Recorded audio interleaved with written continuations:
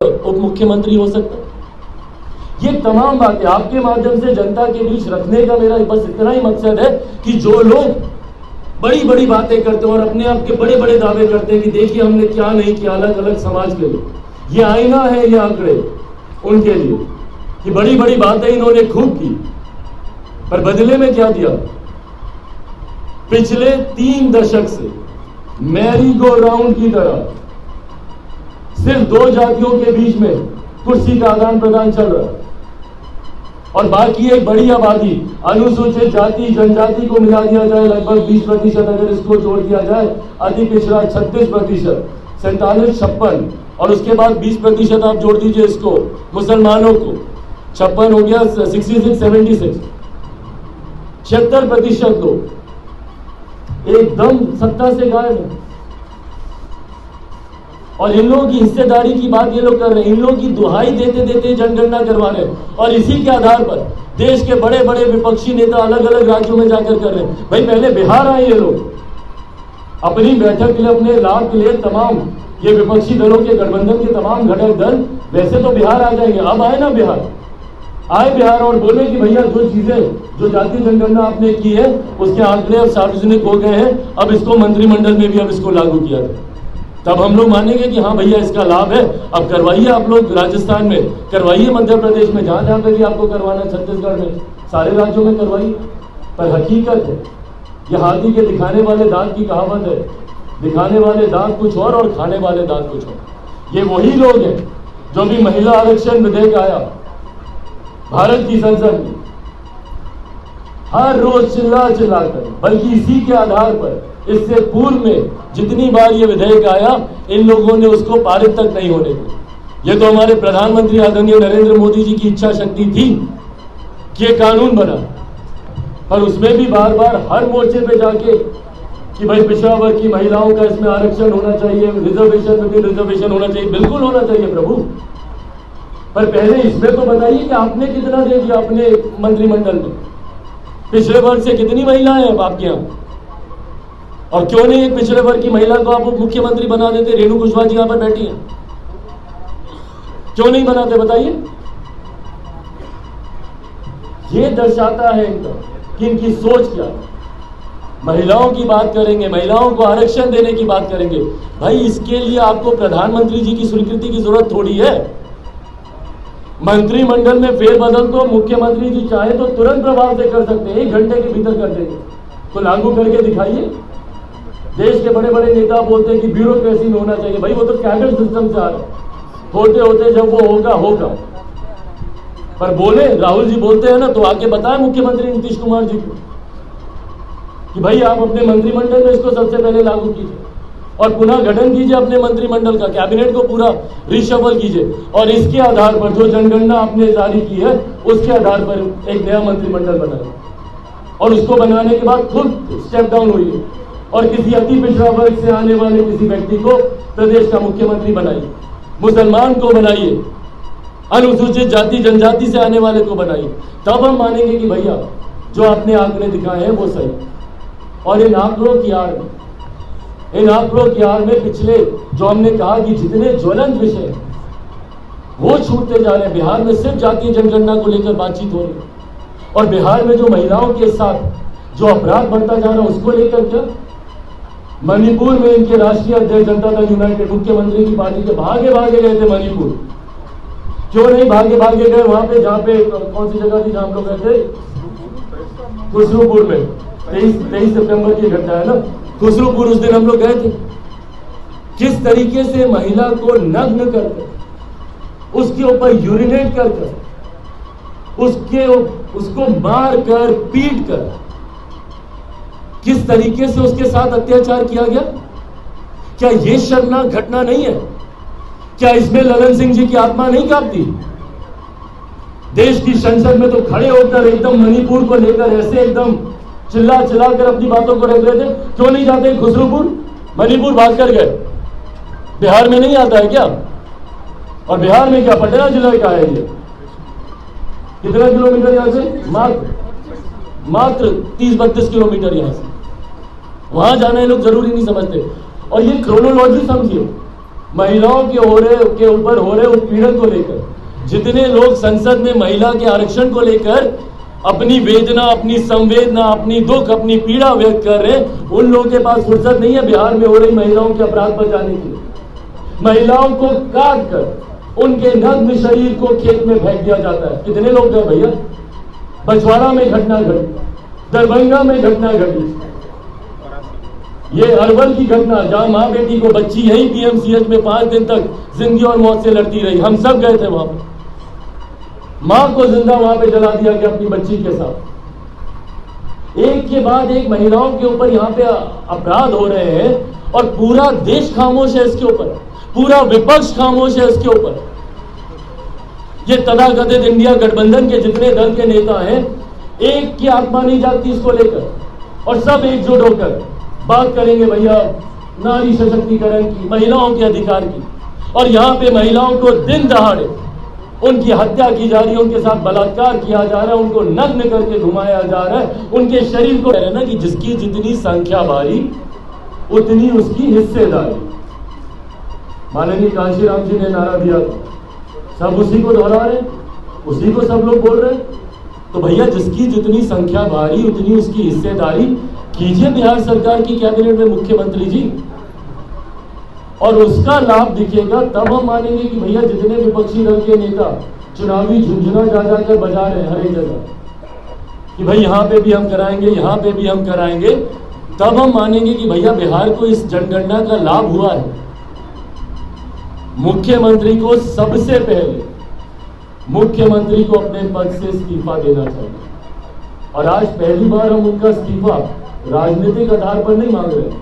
हम हर बार अपराध को लेकर, भ्रष्टाचार को लेकर हम उनका इस्तीफा मांग चुके हैं, पर आज उन्हीं के द्वारा दिखाए गए मार्ग पर भैया जातीय जनगणना मुख्यमंत्री नीतीश कुमार जी के लिए आईना है। देखें इस दर्पण में कि उन्होंने 18 साल में उन्होंने क्या किया, और देखें ये गठबंधन कि 33 साल में उन जातियों के साथ या उन वर्ग के साथ, उस जमात के साथ कितना अन्याय हुआ है, और किन लोगों ने अन्याय किया है 33 सालों में? इन्हीं लोगों। एक बड़ी आबादी अति पिछड़ा वर्ग की, एक बड़ी आबादी, इन्हीं के आंकड़े बता रहे हैं ना, 36%, 36.01% अति पिछड़ा वर्ग की आबादी। क्या रिप्रेजेंटेशन है? और इतनी बड़ी आबादी का मुख्यमंत्री नहीं होगा, 2-2.5% वाले मुख्यमंत्री बन जाएंगे, और एक बड़ी आबादी को आप इसमें अछूता छोड़ दीजिए। ये कहां का सामाजिक न्याय है जिसकी दुहाई देते मुख्यमंत्री नहीं थकते? जब राजनीतिक लाभ लेना होता है तो आप जातिवादी हो जाएंगे, और जब बड़ी बड़ी बातें करनी होगी तो आप समाजवादी हो जाएंगे। ये दोहरी नीति कब तक चलेगी मुख्यमंत्री जी? सबसे पहले अगर सही मायनों में, और ये आप ही की जनगणना है, किसी और की नहीं है, अगर आप सही मायनों में इस जनगणना का लाभ बिहार के लोगों को देना चाहते हैं तो मुख्यमंत्री नीतीश कुमार जी स्टेप डाउन करें और अति पिछड़ा वर्ग से किसी को आगे करें, और नहीं तो कम से कम तत्काल प्रभाव से उप मुख्यमंत्री को इन तमाम जातियों से आने चाहिए, इन तमाम जमातों से आने चाहिए। भाई मुसलमान कितना इसमें बताया? मुसलमान लगभग 17.7%, लगभग 18%। तो क्यों एक मुसलमान उप मुख्यमंत्री नहीं है? क्यों नहीं है बताएं? इसी समीकरण की तो ये लोग राजनीति करते हैं ना। मेरे नेता, मेरे पिता आदरणीय रामविलास पासवान जी ने 2005 में सरकार बनाने से मना कर दिया। चाबी थी उनके हाथ में, आप जान ही रहे बातें, चाबी थी उनके हाथ में, उन्होंने मना कर दिया और प्रस्ताव रखा, और इन्हीं लोगों के सामने प्रस्ताव रखा जो बड़े सामाजिक न्याय के फ्लैग बेरर बन के आगे घूमते हैं। इन्हीं लोगों के सामने प्रस्ताव रखा, भले वो आरजेडी होती या जेडी होती। हमारे नेता ने खुल के बोला कि बनाइए किसी मुसलमान को मुख्यमंत्री, और लोक जनशक्ति पार्टी उसका समर्थन करेगी। मुसलमान मुसलमान मुसलमान मुसलमान नारा ये लोग करते रहते हैं। क्या किया ये लोग मुसलमानों के लिए? एक मुख्यमंत्री नहीं बनाएंगे आप मुसलमान का? क्यों नहीं बनाएंगे बताइए?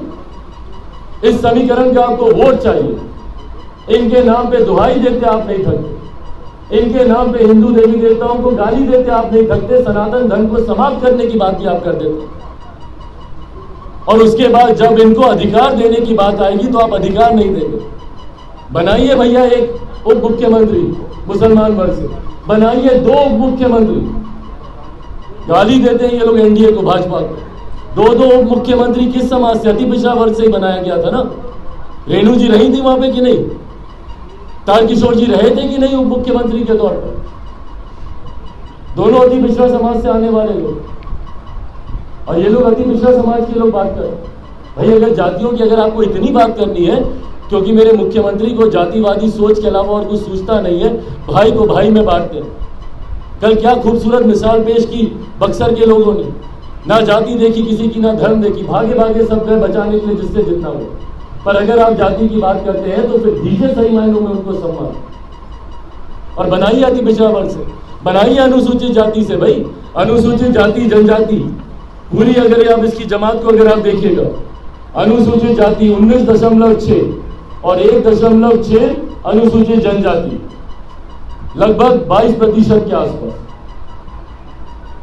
क्यों नहीं बनेगा भैया इस वर्ग से? क्यों नहीं? अगर देश में अगर एक अनुसूचित जनजाति की महिला महामहिम राष्ट्रपति हो सकती है तो क्या है? और जो भी दोषी है, जिसकी लापरवाही की वजह से या जिस भी कारण की वजह से इतना बड़ा रेल हादसा हुआ, उसके दोषियों पर सख्त से सख्त कार्रवाई होनी चाहिए, ताकि भविष्य में इस तरीके की घटना दोबारा कभी ना घटे। मैं माननीय रेल मंत्री जी से भी आग्रह करूंगा, और मुझे उम्मीद भी है, विश्वास भी है कि यकीनन वो खुद भी इसकी मॉनिटरिंग कर रहे हैं, पर जो भी दोषी है उन पर कार्रवाई हो, ताकि भविष्य में ऐसी घटना दोबारा कभी ना घटे। साथियों, आज इस प्रेस वार्ता का एक खास उद्देश्य है। जिस तरीके से पिछले कुछ दिनों से बिहार के तमाम कार्यों ने एक सेकंड सीट ले लिया, तमाम राजनीतिक विवादों ने, तमाम राजनीतिक चर्चाओं ने, विकास की बात तो बिहार में होती नहीं, तो विकास की बात करने का मतलब नहीं है, बट तमाम बातों ने एक बैक सीट ले लिया है, और सिर्फ बिहार में हुई जातीय जनगणना और उसके आंकड़े जिस तरीके से सार्वजनिक किए गए हैं, ये ना सिर्फ बिहार की राजनीति बल्कि देश की राजनीति में भी ये मुद्दा हावी हो चुका है।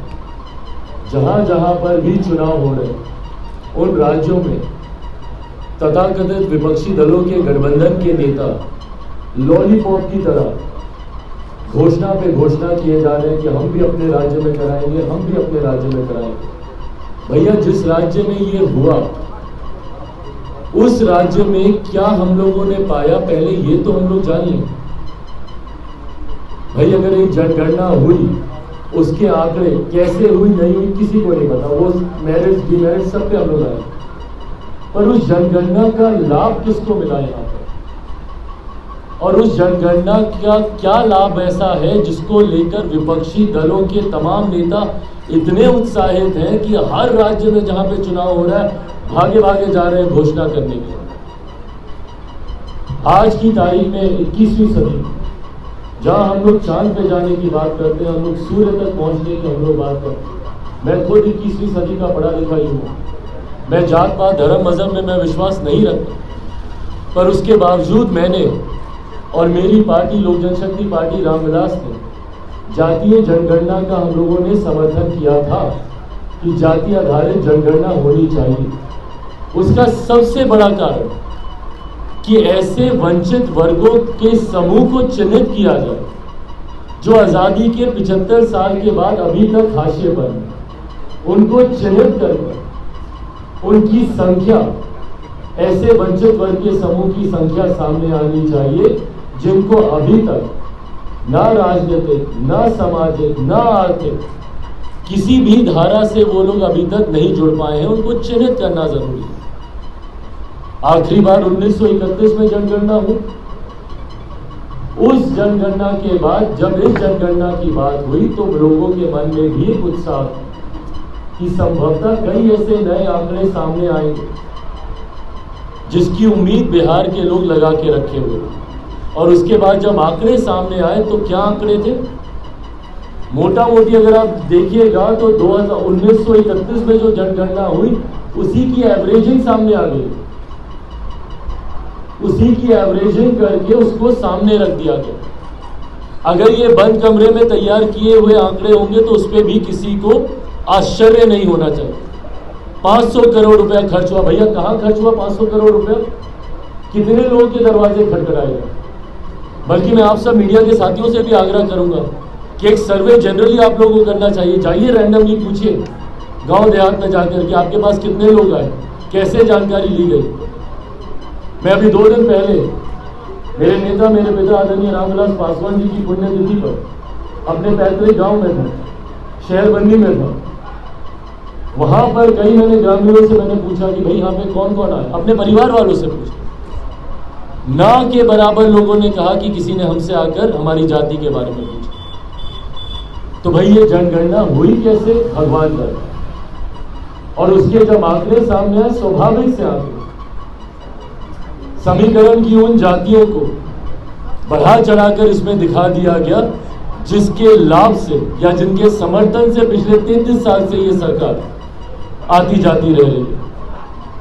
उन लोगों की जातियों को बढ़ाकर, और कई ऐसी जातियां, अनुसूचित जाति में छोटी जातियां हो, पिछड़ा वर्ग की छोटी जातियां हो, अति पिछड़ा वर्ग की जातियां हो, for that matter even upper caste की जातियों को कमतर करके इसमें दिखाने का इसमें प्रयास किया है। और जिनसे इनको राजनीतिक लाभ लेना है, जिन समीकरण से राजनीतिक लाभ लेना है, उन चुनिंदा जातियों को बढ़ा चढ़ाकर इन्होंने दिखाने का काम किया। बहरहाल ये सवाल मैं कई बार पहले भी उठा चुका हूं। मुद्दा ये नहीं है आज की तारीख। मुद्दा ये है कि हाइपोथेटिकली अगर हम मान भी लेते हैं कि भैया जो आंकड़े आपने सार्वजनिक किए वो आंकड़े सही है, भाई सरकार तो मानती है सही है, हम लोग माने नहीं माने, बिहारी माने नहीं माने, पर अगर सरकार मानती है वो आंकड़े सही है तो उस आंकड़ों को अपनी सरकार में भी मुख्यमंत्री नीतीश कुमार लागू कर। देश भर में जितने विपक्षी दलों के नेता घूम घूम कर जातीय जनगणना कराने की बात कर रहे हैं, वो लोग क्या कह रहे हैं? यही कह रहे हैं ना कि जिसकी जितनी संख्या भारी उतनी को दिन दहाड़े उनकी हत्या की जा रही है, उनके साथ बलात्कार किया जा रहा है, उनको नग्न करके घुमाया जा रहा है, उनके शरीर को टुकड़ों में काटा जा रहा है। और एक शब्द ये लोग बोलना जरूरी नहीं समझते। हद हो गई है इस सरकार में, हद हो गई है। सिर्फ इन्होंने अपने राजनीतिक लाभ के लिए, सिर्फ अपने राजनीतिक लाभ के लिए, ताकि ये तमाम विषय धूमिल हो जाए, सिर्फ जाति पे बात हो, जाति पे बात हो। मुख्यमंत्री को सूट करता है भैया जाति पे बात, जाति समीकरण की सोशल इंजीनियरिंग ये तमगा लेकर घूमते अपने सीने पर जाति की राजनीति करने। तो ये है इस सरकार की असली तस्वीर।